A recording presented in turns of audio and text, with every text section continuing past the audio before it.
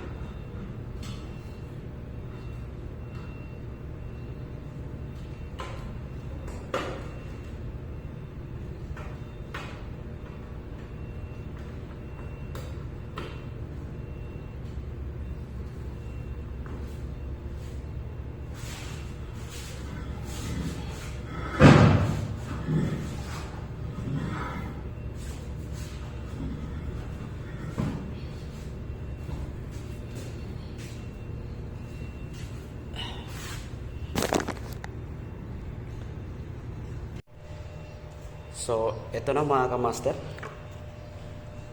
Palitan na natin. So, minadali lang natin yung pagpalit. Kasi, nag-a-alarm yung ating fire alarm panel sa loob. Kasi, mainit dito sa loob ng itong transformer na to. So, ayan. Ayan yung heat detector natin. Kaya, ito. So, final check mga kamaster. Ito yung ABR nya. So,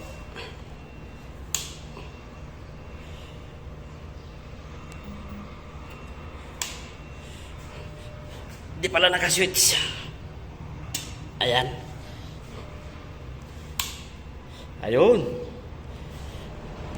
Ayun na mga kamaster. Gumana na yung ating X-house. Bago. So, hindi na mag-a-alarm to. Mawala na yung naibsan na yung init dito sa loob ng ating transformer. Auxiliary transformer. So, bali i-reset na natin dito sa ating fire alarm.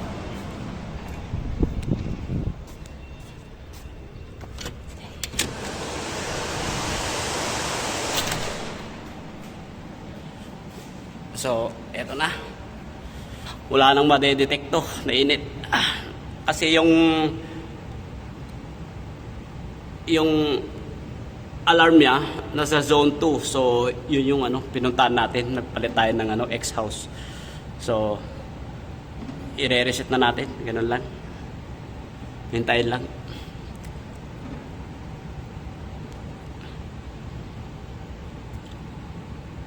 So, ayan. Nireset na natin.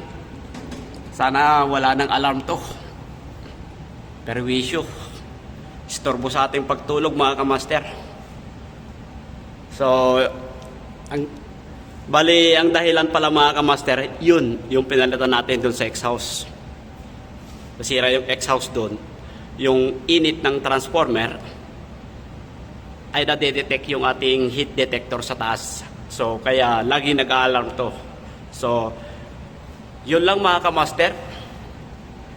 And have a good day.